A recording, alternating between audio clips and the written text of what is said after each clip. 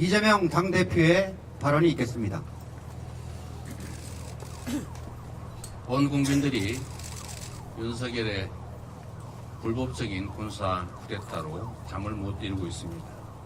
또 이 광화문 일대에는 노숙하는 국민들도 상당수가 계십니다. 이 더불어민주당도 천막 당사라고 하는 이런 비정상적인 조치를 하지 않을 수 없는 그런 상황에 이르렀습니다. 이승만의 제주도 계엄 사태로 계엄군들이 제주도민의 10분의 1을 학살했습니다. 어른만 죽인 게 아니라 청년, 장년, 남자만 죽인 게 아니라 부녀자든 갓난아이든 심지어 임산부까지 무작위로 학살했습니다. 광주 5.18 당시 전두환의 계엄군들이 무슨 짓을 했는지 설명드리지 않아도 알 것입니다. 이번 12.3 계엄 사태에서도 최하 5천에서 10,000명을 죽이겠다는 그런 계획을 세웠고, 죽이는 방법조차 폭사, 독사 또는 사살, 온갖 방법들이 강구됐습니다. 다시 또 계엄이 시작될 수도 있는 이런 엄중한 상황에서 헌법재판소가 선고 기일을 계속 미루는 것을 도저히 납득하기 어렵습니다. 하루하루 1시간 또는 1분 1초 대한민국의 국제적 신뢰는 깨지고 있고 경제적 피해는 커지고 있고 자영업자들을 비롯한 우리 국민들의 삶도 망가지고 있습니다. 윤 대통령에 대한 탄핵안이 헌법재판소에 접수된 지 어제로 100일이 지났습니다. 이 사건이 그렇게 복잡합니까? 노무현 대통령, 박근혜 전 대통령에 대한 탄핵 사안도 이것보다 복잡하지 않았습니다. 이것보다 훨씬 더 복잡했습니다. 그런데도 90일 남짓 만에 다 선고했습니다. 그리고 심리 종결 후 11일, 13일 만에 다 선고했는데 웬일인지 이 명백한 군사 쿠데타, 헌법 위반, 법률 위반에 대해서는 심리가 종결된 지 얼마나 많은 시간이 지났음에도 아직 선고를 기일조차 잡지 않고 있습니다. 현재 선고가 계속 지연되면서 전국 곳곳에서 불안과 갈등이 촉발되고 있습니다. 심각한 대립으로 국민들 사이에 전선이 그어지고 있습니다. 사실상 심리적 내전을 넘어서 물리적 내전 상황이 계속 예고되는 상황입니다. 이런 신속한 선고만이 그간의 혼란을 종식하고 대한민국을 다시 정상화하는 그 첫 출발점이 될 것입니다. 오늘 한덕수 국무총리에 대한 탄핵 심판 선고가 있었습니다. 결정이야 존중하지 않을 수 없는 상황이지만 명백하게 고의적으로 헌법기관 구성이라고 하는 헌법상의 의무를 어긴 이 행위에 대해서 탄핵할 정도는 이르지 않았다라는 판결을 우리 국민들께서 과연 납득할지 모르겠습니다. 경범죄 처벌법을 어겨도 다 벌금 내고 처벌하지 않습니까? 우리 국민들은 형법 조항이든 식품위생법이든 조항을 어기면 다 처벌받고 제재받습니다. 그런데 대통령 권한 대행은 헌법이 명확하게 정한 헌법기관 구성 의무라고 하는 헌법상 의무를 명시적으로, 의도적으로 악의를 가지고 어겨도 용서됩니까? 이 점에 대해서는 우리 국민들께서 판단하실 것으로 믿습니다. 신속한 윤석열 대통령에 대한 선고가 있기를 바랍니다. 산불 진화 작업 중에 유명을 달리하신 분들이 무려 4명이나 나왔습니다. 안타까운 마음으로 명복을 빕니다. 하루아침에 가족을 잃으신 유가족들, 그리고 산불로 평생의 터전을 잃어버린 이재민들, 그리고 불안과 공포 속에 대피소에 모여 계신 해당 지역의 피해 주민들께도 진심 어린 위로의 말씀을 드립니다. 관계 당국은 모든 수단을 총동원해서 신속하고 안전한 진화에 나서기를 부탁드립니다. 그리고 전국의 감시망을 풀 가동해서 더 이상 추가적인 산불 발생이 되지 않도록 조치해 주시기를 부탁드립니다. 사건에 대한 판단, 재판관 아인의 기각 의견의 요지는 김영도 재판관께서, 재판관 1인의 기각 의견의 요지는 김복형 재판관께서, 재판관 1인의 인용 의견의 요지는 정계선 재판관께서, 재판관 2인의 각하 의견의 요지는 조한창 재판관께서 설명하시겠습니다. 탄핵 사건이므로 선고 시각을 확인하겠습니다. 지금 시간은 주문 이 사건 심판 청구를 기각한다. 먼저 적법 요건에 관한 법정 의견의 요지를 말씀드립니다. 피청구인은 이 사건 탄핵소추의 의결은 헌법 65조 2항 단서가 정하는 국회 제적의원 3분의 2 이상의 찬성을 충족시키지 못하였기 때문에 이 사건 탄핵 심판 청구는 부적법하다고 주장합니다. 우선 국무총리는 헌법 86조에 따라 국회의 동의를 얻어 대통령이 임명하지만 국민으로부터 직접 선출된 대통령의 민주적 정당성과 비교하면 상당히 축소된 간접적인 민주적 정당성만을 보유하고 있어 대통령 권한 대행자로서 국무총리는 대통령과는 확연히 구분되는 지위에 있습니다. 다음으로 헌법 71조가 규정하는 대통령 권한 대행은 헌법과 법령상으로 대행자에게 미리 예정된 과업의 수행을 의미하는 것이지 권한대행 또는 권한대행자라는 공직이나 지위가 새로이 창설되는 것이라고 볼 수 없습니다. 여기에 해당 공직의 박탈을 통하여 헌법을 수호하고자 하는 탄핵심판 제도의 취지를 종합하면 대통령의 권한을 대행하는 국무총리에 대한 탄핵소추에는 본래의 신분상 지위에 따라 헌법 65조 2항의 본문에 의한 의결 정족수를 적용함이 타당합니다. 이 사건 탄핵소추는 국무총리에 대한 탄핵소추 의결 정족수인 국회 제적의원 과반수의 찬성으로 의결되어 적법하므로 피청구인의 주장은 이유 없습니다.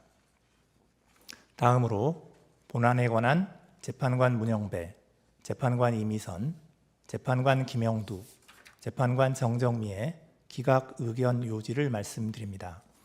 우선 피청구인의 헌법 또는 법률 위반 여부를 소추 사유별로 살펴보겠습니다. 첫째, 특별검사 임명 법률안에 대한 제2요구권 행사 관련입니다. 대통령의 법률안 제2요구권 행사에 대한 폭넓은 판단 재량, 국무총리 및 국무회의의 헌법상 지위와 성격 등에 더하여 피청구인이 국무총리로서 대통령에게 법률안 제2요구권 행사를 적극적으로 종용, 권고하거나 대통령의 법률안 제2요구권 남용 행위를 조장, 방치하였음을 인정할 만한 증거나 객관적 자료는 찾을 수 없습니다. 따라서 피청구인이 헌법 7조, 40조, 49조, 86조 등을 위반하였다고 볼 수 없습니다. 둘째, 비상계엄 선포 및 내란 행위 관련입니다. 피청구인이 비상계엄 선포에 절차적 정당성을 부여하기 위하여 국무회의 소집을 건의하는 등의 적극적 행위를 하였거나 국회에 비상계엄 해제 요구 결의안 가결 이후 국무회의 소집을 건의하지 않았다는 등의 소추 관련 사실을 인정할 만한 증거나 객관적 자료는 찾을 수 없습니다. 따라서 피청구인이 헌법 7조, 86조, 국가공무원법 56조 등을 위반하였다고 볼 수 없습니다. 셋째, 공동국정운영 관련입니다.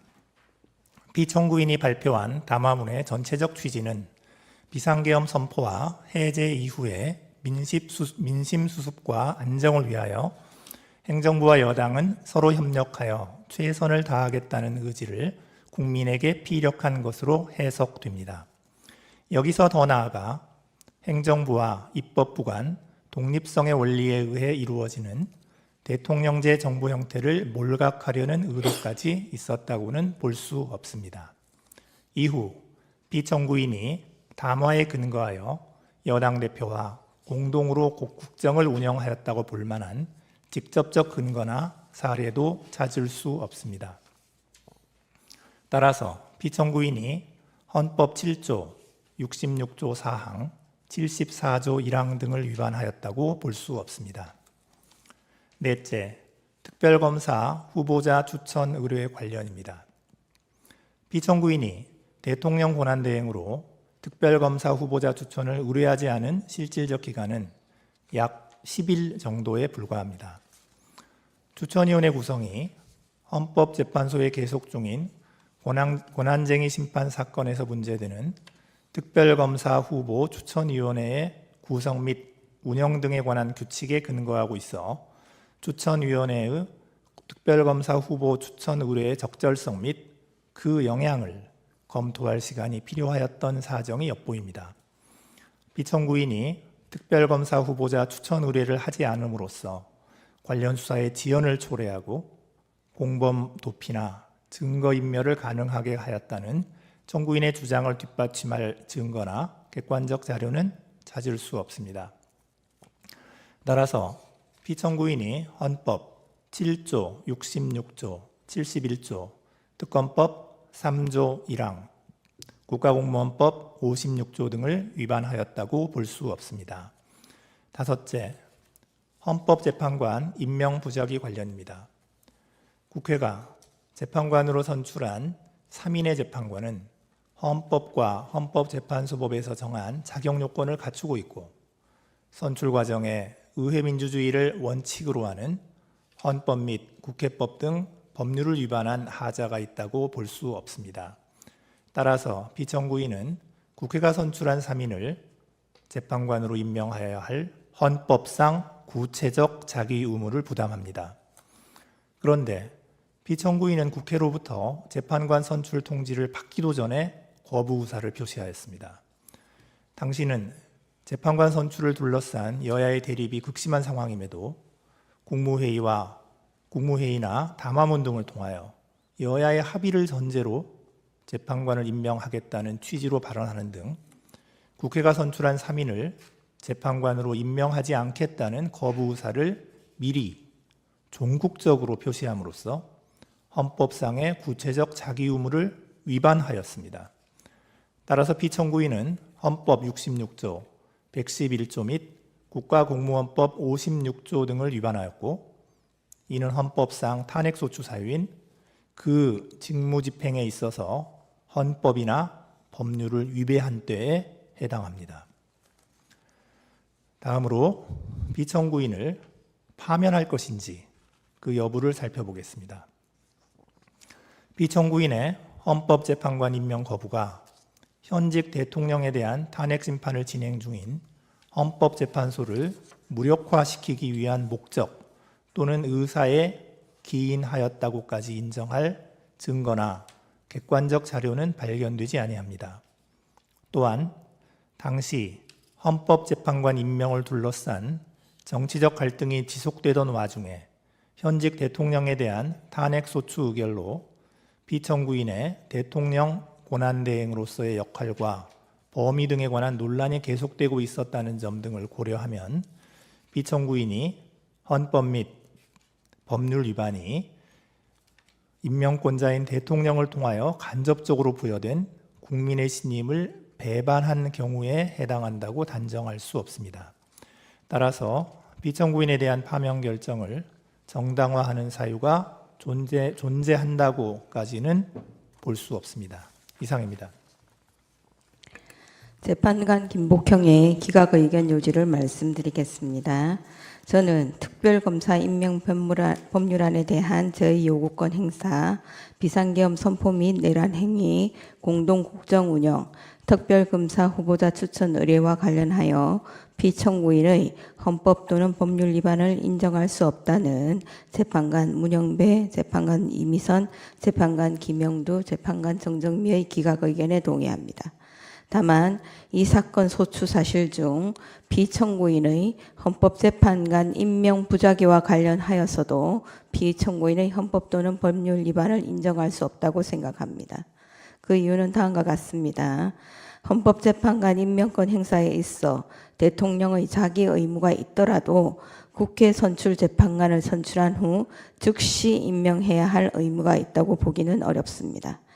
대통령의 헌법재판관 임명 권한의 행사 기한은 국회 선출 재판관이 헌법과 헌법재판소법이 정하는 자격 요건을 구비하였는지 여부나 선출 과정에서 헌법 및 국회법 등 법률을 위반한 하자가 있는지 여부 등을 신중하게 확인하고 검토할 시간 등을 고려한 상당한 기간 내라고 해석하는 것이 타당합니다. 피청구인의 구체적인 자기 의무는 피청구인이 국회로부터 재판관 선출 통지를 받은 이후 비로소 발생하는데 피청구인의 국무회의나 담화문의 발언은 재판관 선출을 둘러싼 여야의 대립이 극심한 상황이었던 점을 감안하더라도 재판관 선출 경위나 재판관 선출 통지 후 피청구인에 대한 탄핵소추안이 가결될 때까지 피청구인이 국회 선출 3인을 재판관으로 임명하지 않겠다는 거부 의사를 밝힌 적은 없는 점 등에 비추어 국회 선출 3인을 재판관으로 임명하지 않겠다는 거부 의사를 미리 종국적으로 표시한 것으로 볼 수는 없습니다. 2024년 12월 26일 14시 56분경 국회에서 3인의 재판관에 대한 선출안이 가결된 후 대통령을 수신자로 하여 헌법재판관 선출을 통지한 다음 날인 2024년 12월 27일 16시 37분경 피청구인에 대한 탄핵소추안이 가결된 경위 등에 비추어 재판관의 자격요건 구비나 선출 과정에서의 헌법 및 국회법 등 위반 여부를 검토할 상당한 기간이 경과하였다고 단정하기 어렵습니다. 따라서 피청구인의 헌법재판관 임명 부작위가 헌법 66조, 111조 및 국가공무원법 56조 등을 위반하였다고 볼 수 없습니다. 이상입니다. 재판관 정계선의 인용의견 요지를 말씀드리겠습니다.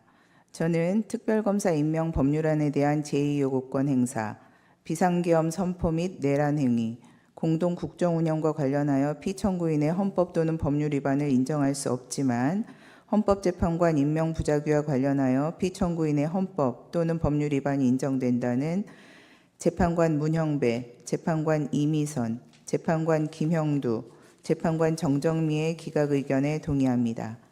다만 특별검사 후보자 추천 의뢰와 관련하여서도 피청구인의 헌법 또는 법률 위반이 인정되고 피청구인의 헌법재판관 임명 부작위 및 특별검사 후보자 추천 의뢰와 관련된 헌법 또는 법률 위반의 정도가 피청구인의 파면을 정당화할 수 있을 정도로 중대하다고 생각합니다. 그 이유는 다음과 같습니다. 먼저 특별검사 후보자 추천 의뢰와 관련한 피청구인의 헌법 또는 법률 위반 여부를 살펴봅니다. 대통령의 특별검사 후보자 추천 의뢰는 특별검사 임명 절차의 첫 번째 단계로 특별검사 후보자 추천 의뢰를 지원하면 수사 대상 사건 발생 시 곧바로 특별검사를 임명하여 최대한 공정하고 효율적인 수사를 보장하기 위한 특검법의 제정 이유를 몰각시킬 우려가 있습니다.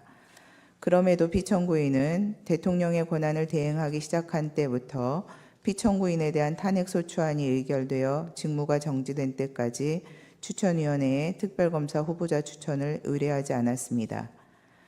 피청구인은 이 사건 추천위원회는 헌법재판소에 계속 중인 권한쟁의 심판 사건에서 문제되고 있는 개정 규칙 조항을 근거로 구성된 것이므로 특별검사 후보자 추천 의뢰를 하지 않은 것에 정당한 사유가 있다고 주장합니다.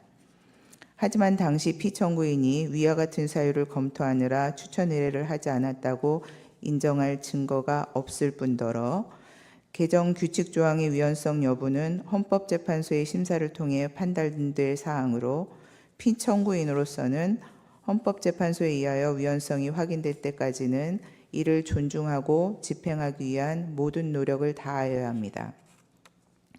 피청구인이 헌법재판소의 판단이 내려지기도 전에 그 위헌성을 미리 예단하여 특검법에 명시된 법적 의무를 이행하지 않은 것에 정당한 사유가 있다고 보기 어렵습니다. 따라서 피청구인이 대통령 권한을 대행하면서 추천위원회에 특별검사 후보자 추천을 의뢰하지 않은 것은 특검법 3조 1항은 물론 헌법 7조 1항, 66조, 국가공무원법 56조 등에 위반됩니다. 다음으로 피청구인을 파면할 것인지 여부에 관하여 살펴봅니다. 피청구인이 특별검사 후보자 추천을 의뢰하지 않음으로써 특검법이 규정한 특별검사 임명 절차는 중단되었습니다. 이는 신속 공정하면서 효율적인 수사를 통하여 사회적 혼란을 수습하고 법 질서를 회복하고자 하는 특검법의 목적을 심각하게 저해하고 현재까지도 비상계엄과 관련된 사건에 대한 수사권 여부 논란으로 혼란과 갈등은 증폭되고 있습니다. 피청구인은 국회가 선출한 재판관 3인의 임명을 거부하면서 여야의 합의를 임명의 전제로 내세워 마치 여소야대의 정치 상황에서 소수의 절차적 보호를 통한 실질적 대의제의 실현을 강조하는 듯한 발언을 하였지만 실상은 헌법재판소가 대통령에 대한 탄핵심판 사건을 심리하게 되자 당시 6인 체제로 운영되어 심리 정족수조차 충족하지 못하고 남은 6인의 재판관 중 2인도 임기 만료로 퇴임이 예정된 헌법재판소의 내부적 상황을 이용하여 대통령에 대한 탄핵심판 사건 진행을 지연시키거나 방해하고자 하는 일각의 의사를 고려한 것으로 이는 피청구인이 형식적 명분으로 내세우는 여야의 합의나 실질적 대의제 실현이 아닌 소수 여당의 의도나 계획에 부합하는 일방적인 국정운영이라 할 것입니다. 여소야대 국회에서 소수 여당은 실질적 민주주의에서 보호하고자 하는 진정한 의미의 소수자라고 할 수 없는 바 소수 여당의 뜻에 따라 국회 의결을 좌우하고자 하면 대통령을 견제하는 국회의 책무를 다할 수 없게 됩니다. 한편 피청구인에 대한 탄핵소추 의결 후 대통령의 권한을 대행하게 된 기획재정부 장관이 2인의 재판관을 임명한 것을 피청구인에게 유리한 사유로 삼을 수는 없고 현재 재판관 1인의 미임명으로 인한 헌정질서의 위기도 피청구인으로부터 비롯된 것입니다. 종합적으로 피청구인은 대통령의 권한을 대행하는 국무총리로서 대통령의 직무정지라는 상황에서 불필요한 논란을 최소화하고 국가적 혼란을 신속하게 수습하여야 할 의무가 있음에도 불구하고 오히려 위와 같은 헌법 및 법률 위반 행위로 인하여 논란을 증폭시키고 혼란을 가중시켰으며 헌법재판소가 담당하는 정상적인 역할과 기능마저 제대로 작동할 수 없게 만드는 헌법적 위기 상황을 초래하는 등 그 위반의 정도가 파면을 정당화할 수 있을 정도로 중대합니다. 그렇다면 이 사건 심판 청구는 이유 있으므로 피청구인을 파면하여야 합니다. 다음으로 재판관 정형식, 재판관 조한창의 각하 의견의 요지를 말씀드리겠습니다. 우리는 대통령 권한대행에 대한 탄핵소추 의결 종족수는 헌법 제65조 제2항 단서를 적용하여 국회 제적의원 3분의 2 이상이 찬성이 되어야 한다고 생각합니다. 그 이유는 다음과 같습니다. 대통령 권한대행은 대통령의 권리 사고라는 비상상황에서 직무의 공백 및 국가적 기능장애 상태 방지를 위하여 대통령의 권한을 대신하여 대통령의 직무를 수행하는 자입니다. 권한이나 직무의 수행은 해당 지위에 근거한 것이어서 권한 대행자의 지위는 대통령에 준하는 지위에 있다고 보아야 하므로 대통령 권한 대행자에 대한 탄핵소추의 요건은 대통령의 경우와 동일하게 보는 것이 타당합니다. 더욱이 이 사건과 같이 대통령 권한대행에 대한 탄핵소추 사유에 국무총리로서의 직무집행에 대한 탄핵소추 사유가 함께 포섭되어 판단되는 경우 탄핵소추의 신중한 행사를 위하여 헌법 제65조 제2항 단서에 따른 가중의결 정족수 국회 제적의원 3분의 2 이상의 찬성을 적용함이 타당합니다. 특히 대통령 권한대행 체제는 대통령의 권리 사고라는 국가적 비상사태에서 도입되는 체제이므로 국가적 혼란 발생의 방지 등을 위하여 탄핵제도의 남용을 방지할 필요성이 더욱 크며 헌법상 국무총리는 국민이 직접 선출한 대통령이 국민이 대표 기관인 국회의 동의를 얻어 임명하도록 되어 있어 그 민주적 정당성의 비중이나 헌법상 지위의 중요성이 결코 작다고 볼 수 없습니다. 따라서 대통령 권한대행 중인 국무총리에 대한 탄핵소추에 대하여는 헌법 제65조 제2항 단서에 따른 가중의결 정족수 요건이 적용되어야 합니다. 그렇다면 청구인이 국회 제적의원 과반수의 찬성만으로 피청구인에 대한 탄핵소추안을 의결하였으므로 이 사건 탄핵심판 청구는 헌법이 규정한 탄핵소추 의결 정족수를 충족하지 못하여 부적법하다고 할 것입니다. 이상입니다. 네, 오늘 선고를 마치겠습니다.